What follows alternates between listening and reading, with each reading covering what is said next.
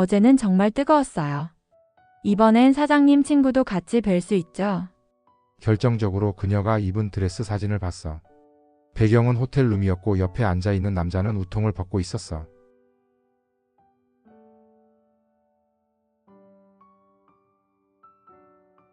그날도 퇴근길이었어. 겨울이었지. 어깨에 눈이 쌓인 사람들 사이로 그녀가 서 있었어. 손을 호 불고 있는데 그 모습이 꼭 추운 날 밖에 버려진 강아지 같더라. 처음 본 여자였는데 이상하게 발걸음이 멈췄어. 나는 원래 그런 사람 아니거든. 모르는 여자한테 말 잘 안 거는 성격인데 그날은 그냥 지나칠 수가 없더라고. 춥죠? 내가 그렇게 말을 걸었고 그녀는 놀란 눈으로 날 봤지. 그 눈빛이 잊혀지질 않아. 얼어붙은 듯 깜빡이던 속눈썹. 눈을 마주쳤다가 곧 고개를 돌리던 그 조심스러움. 그때 내 손에 들려있던 어묵 국물을 그걸 건네줬어. 별 의미 없이. 그냥 따뜻할 것 같아서. 그녀가 두 손으로 종이컵을 받아들었을 때 나는 그 손에 굳은 살이 박혀 있는 걸 봤어. 갈라진 손에 김이 피어오르던 그 장면. 아직도 생생하게 기억나. 아, 이 사람 힘들게 살아온 사람이구나. 그때부터였던 것 같아. 그녀의 눈빛, 조용한 말투. 그리고 가끔 뜸 들이는 대답. 나는 그게 다 조심스러움인 줄 알았어. 배려인 줄 알았지. 지금 생각하면 그건 경계였고 계산이었어. 그녀는 날 재고 있었던 거야. 하지만 그땐 몰랐어. 내가 준 따뜻한 국물에 그녀는 눈시울까지 붉혔고 그걸로 나는 사랑에 빠졌다고 착각했지. 그 눈물 한 방울에 내 모든 경계심이 녹아내렸어. 그게 내가 걸려든 순간이었지. 그 후로 매일 같이 그녀를 만나러 갔어. 회사 일 끝나면 바로 지하철 타고 그녀가 사는 동네로. 작은 고시원에서 나오는 그 향, 그녀의 웃음, 그 모든 게 내겐 휴식이었거든. 좁은 복도, 얇은 벽 너머로 들리던 TV 소리, 습기 찬 겨울 공기까지. 그 모든 게 지금 와서 생각해보면 참 가난하고 쓸쓸했지만 그땐 좋았어. 정말 좋았어. 한 달쯤 지났을까. 우린 자연스럽게 연인이 되었고 난 결혼 얘기를 꺼냈어. 그녀는 말없이 내 얼굴만 봤지. 그러다 한참 후에 정말 괜찮겠어요? 그 말 한마디. 나는 그때 그게 사랑의 확인이라고 생각했어. 하지만 지금 생각해보면 그건 확인이 아니라 경고였어. 그녀는 자기가 어떤 사람인지 알고 있었고 나는 그걸 모른 채 전부를 걸었지. 그게 내 시작이었어. 이도진이라는 남자의 비극적인 시작. 그녀를 사랑한 죄, 그녀를 믿은 죄, 그리고 그 죄값을 갚기 시작한 첫날이었어. 결혼식은 조용하게 치렀어. 양가 가족 몇 명 부르고 가까운 식당에서 식사하는 걸로 끝냈지. 그녀가 부담스러워했거든. 드레스도 렌트샵에서 제일 싼 거 골랐고 반지도 은으로 된 심플한 거였어. 나는 그게 순수함인 줄 알았어. 허례허식보다 마음이 중요하다고 생각했거든. 결혼하고 나서도 우린 작은 전셋집에서 시작했어. 30평도 안 되는 낡은 빌라. 천장이 낮고 바닥이 기울어 있었지. 겨울이면 찬바람이 틈새로 들어왔고 여름이면 곰팡이 냄새가 났어. 근데 난 괜찮았어. 그 집에 그녀가 있었으니까. 결혼한 지 3달쯤 됐을 때였어. 퇴근하고 들어갔더니 그녀가 식탁 앞에 앉아 있더라고. 손엔 두꺼운 종이봉투가 있었고 얼굴은 잿빛이었지. 나 얘기해야 할 게 있어. 그녀는 그렇게 말하고 그 봉투를 내밀었어. 봉투 안에는 신용정보서류, 채권 독촉장, 고소장 4본까지 들어있었어. 7천만 원. 그게 그녀가 진 빚이었어.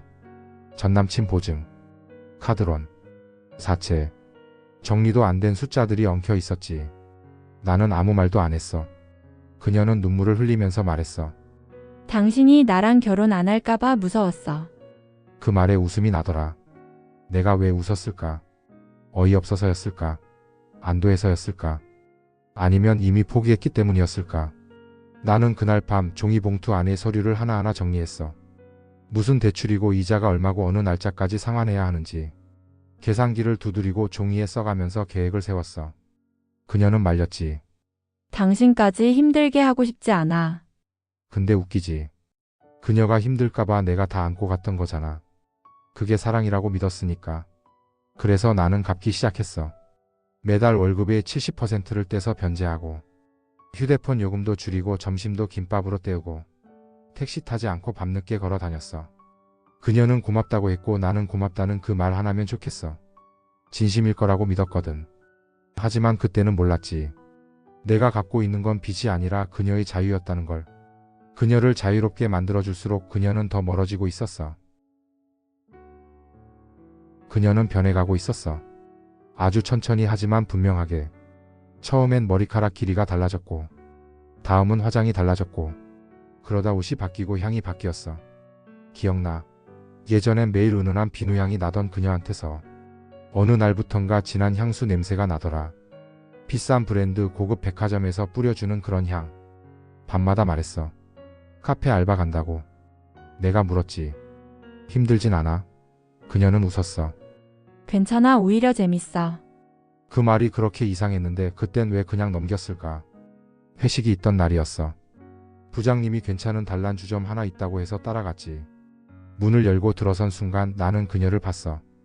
어두운 조명 아래 짙은 화장, 구두 끝에 반짝이는 장식, 내가 사줬던 셔츠보다 비싼 블라우스. 그녀는 다른 남자 옆에서 웃고 있었어. 그 순간 심장이 떨어지는 소리가 들렸어. 나는 한 발짝도 못 들어가고 그 자리에 서서 조용히 돌아섰어.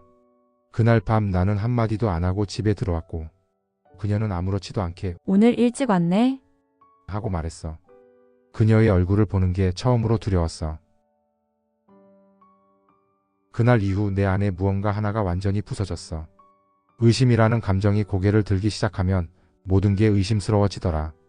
그녀가 하는 말, 표정, 움직임, 냉장고 안에 놓인 반찬통까지 이상했지. 예전엔 한 번도 그런 걸 들여다본 적 없는데 어느 날부턴가 그녀가 나간 후 화장대 서랍을 열어보게 되더라. 립스틱 색이 달라졌고 신발장에 처음 보는 하이힐이 들어와 있었어. 영수증, 백화점, 향수, 와인. 내 카드로 긁힌 적 없는 물건들이 하나둘 쌓여 있었지. 나는 그때 그녀의 휴대폰 패턴을 외우기 시작했어. 밤에 자고 있을 때 손가락을 슬쩍 들어 올려 인식시키고 그녀가 샤워하는 동안 몰래 앱을 확인했지. 낯선 이름들, 대표님, 팀장님, 하회장.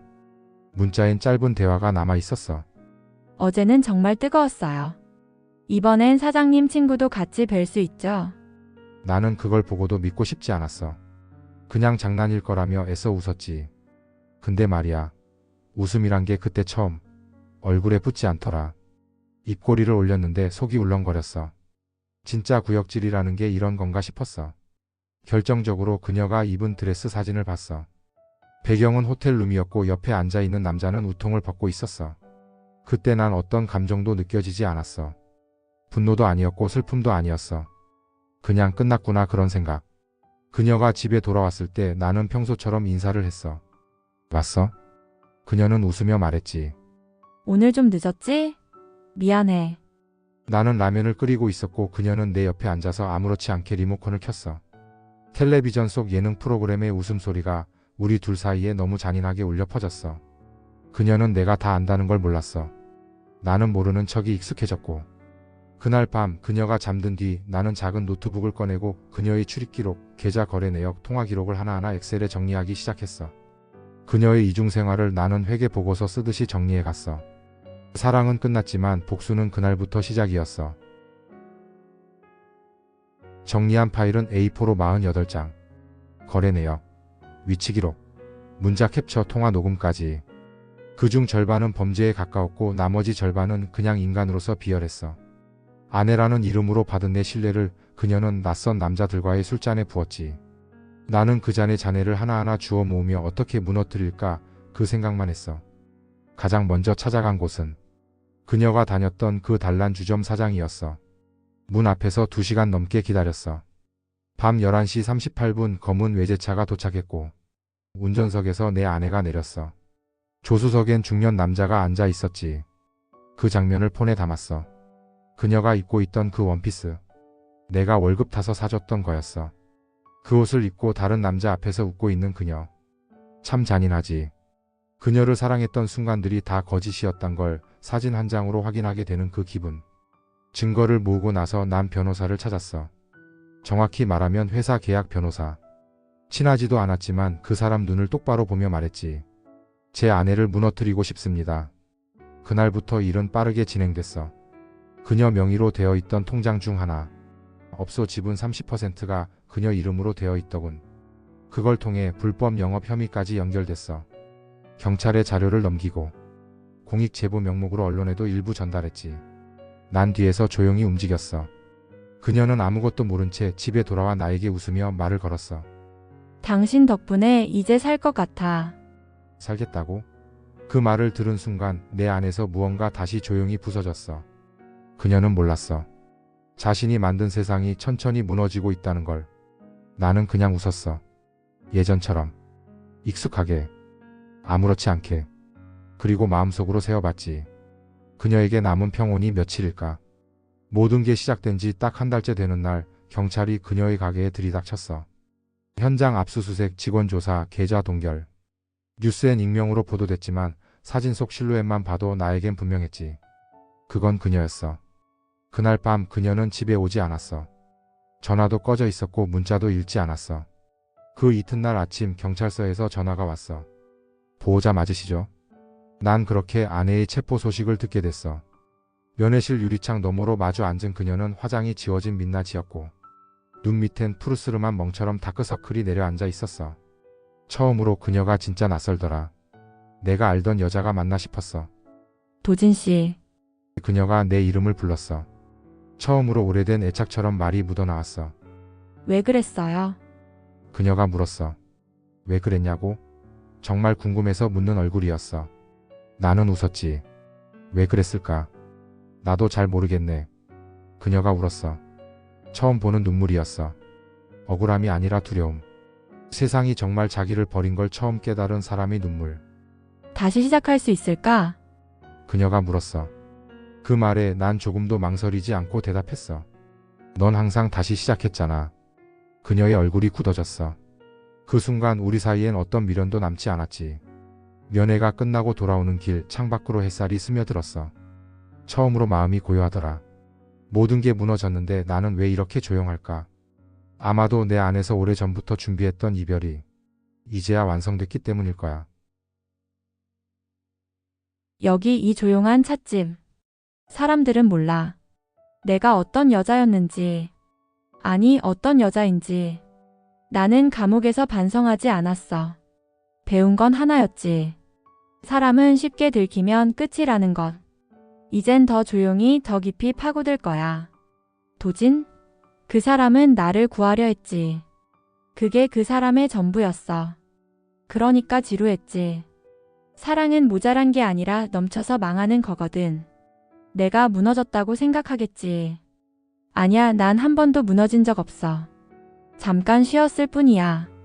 오늘 저 남자. 말투가 어색하지만 눈빛이 나쁘지 않아. 이런 남자들은 금방 빠져. 차를 추천해달라고 했지? 난 오늘 하루 그 사람의 입에 남을 입 하나를 고를 거야. 향기로운, 은은한, 잊혀지지 않는. 이 게임 다시 시작하는 거야. 이번엔 절대 들키지 않아. 나는 웃고 있어. 지금도 거울 속 내 얼굴은 평온해. 아무 일도 없었다는 듯이. 그리고 그게 내가 가진 가장 무서운 무기야. 다시 시작한다. 더 조용하게, 더 치명적으로. 이번엔 오래도록 들키지 않고.